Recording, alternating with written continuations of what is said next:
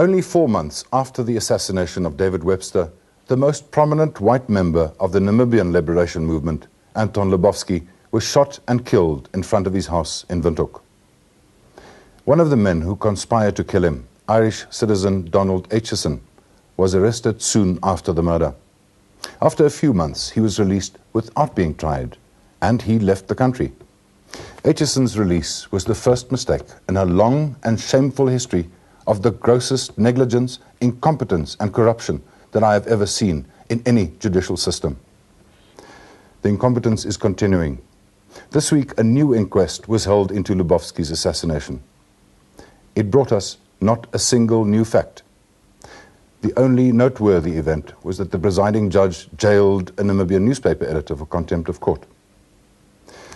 The fact that Lubowski was assassinated by the South African Army's Civil Cooperation Bureau was known a few months after the murder. The names of the conspirators were also published. It is almost 9 years later, and still the Namibian and South African judicial systems can't make any progress. And the suspects are all still smiling, enjoying the fruits of the massive golden handshakes they had received from the military. The South African Truth Commission has also promised an investigation with great fanfare, but it has led to nothing and their investigation was stopped. In fact, the Truth Commission has done little more than listen to the pleas of Anton Lubowski's parents. I am the father of the late Anton Theodor.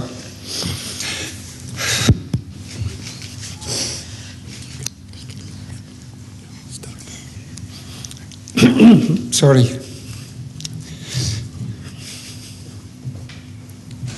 Anton was shot and killed at approximately 20 hours 30 on the 12th September, and he was about to enter his home at 7 Sanderberg Street, Windhoek, Namibia. There's no doubt that the death of Anton resulted from a politically motivated assassination.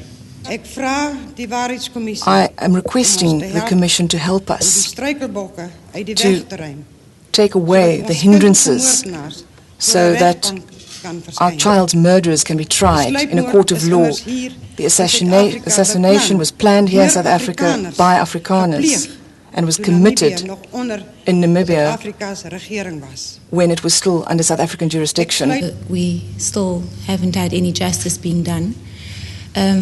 We've tried every single avenue that is possible, and we've had no luck, and nobody has really taken the time to explain to my parents why nothing has been done. We get excuses like the murder was committed outside the borders of the country, which is very difficult to understand because that was before independence and it was planned here. So, and even if the Commission can just see to it that the world will know about the atrocities committed in the country and how widely people were actually influenced by it. My parents, Anton's children, even my children, I still struggle to get back their faith in the justice system. The information we have on this case come from a large number of affidavits, some by the suspects themselves, evidence before the Hams Commission and the first Lubowski inquest, interviews with CCB members, and the diary of one of the CCB commanders. July 1989, Namibia was preparing for the election campaign that would lead to independence in March 1990.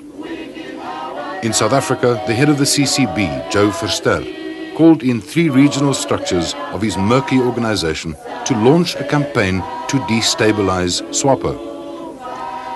According to Pieter Botes, one of the CCB's regional managers, this included the assassination of certain SWAPO leaders, sabotage of SWAPO and United Nations vehicles and offices, and disruption of meetings.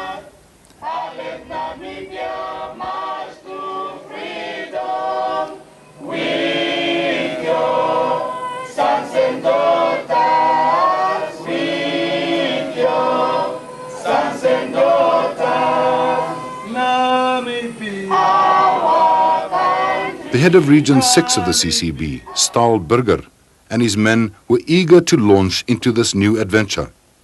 They were Ferdi Barnard, Chappie Maria, Kala Botha, and Slang van Sail. Members we don't have pictures of are Wouter Basson and Johan Niemoller. In May 1989, Donald Acheson was caught shoplifting in South Africa. The charges were withdrawn when he was recruited as an agent by Ferdy Barnard after Acheson said he would be prepared to kill for money. Soon afterwards, Chappie Maria became Acheson's official handler, and the new recruit was dispatched to Windhoek. Lubowski was not only a thorn in the flesh of the ruling South African establishment because he joined SWAPO. He was also a key figure in SWAPO's election campaign. Anton Lubowski became CCB Region 6's first target.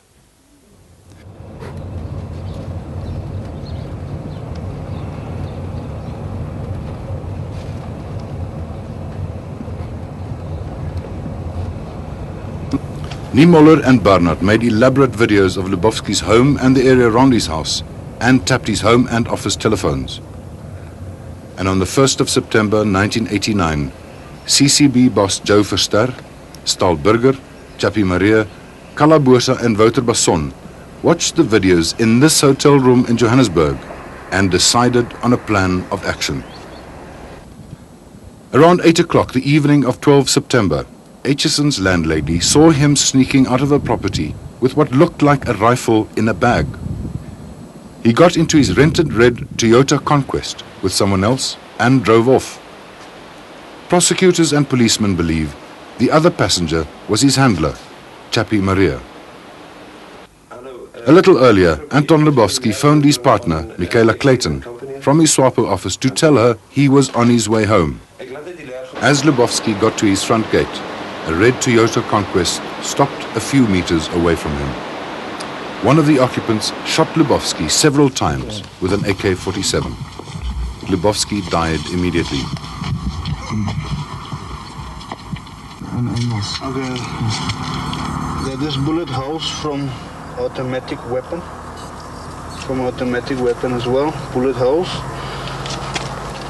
And here was his body lying and his head here. Several neighbors saw the red Conquest racing off.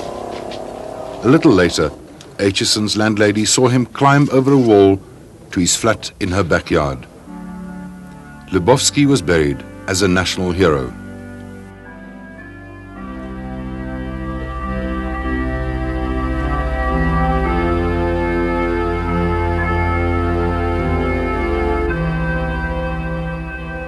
In the 1994 inquest in the Windhoek High Court, Judge Harold Levy found that there was prima facie evidence that these men were accomplices to the murder. Ferdy Barnard, Chappie Maria, Staal Burger, Kala Bosa, Slang van Sail, Joe Verster, as well as Johan Niemoller and Wouter Basson. The controversial part of Judge Levy's finding was that Acheson was the man who pulled the trigger. Investigators now believe he was merely the driver of the Red Conquest and that one of the CCB men did the killing.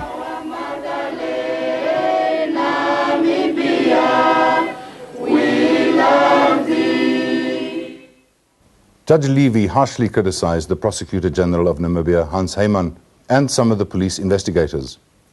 It must have been at least partly for this reason that Heyman stated that he did not agree with Levy and reopened the inquest. This inquest was held this week. But after 5 days, Judge Nick Hanna found that he had not heard any new evidence to lead him to a different finding, to that of Judge Levy. Again, the CCB men were not there to give evidence. Heyman says he subpoenaed them, and South Africa's Foreign Affairs confirmed that these documents were received from Namibia, but only 1 working day before they had to appear. What is more, the subpoenas as sent by the Namibians had absolutely no legal standing in South Africa, and the CCB members simply ignored it. It is the second time the Namibians made this mistake. There has been much talk of the extradition of the suspects from South Africa to Namibia. We had fruitful discussions on the issue of the colonial debt, the issue of assets that were being claimed by the former South African government, including Walvis Bay, the repatriation of Namibian Kufut and SWATO members from South Africa to Namibia, and the extradition of Lubowski's murder suspects. There is the question of extradition of certain criminals whose task was to use the cover of state authority in order to plot and to assassinate individuals simply because they demanded freedom and liberation in their own country. But there is still no extradition treaty between the two countries. However, there is a way out. According to the Extradition Act, the President can declare the suspects liable for extradition. The normal legal processes would then follow as if there were an extradition treaty. But the Namibians, nor anyone else for that matter, have not asked President Mandela to make such a declaration.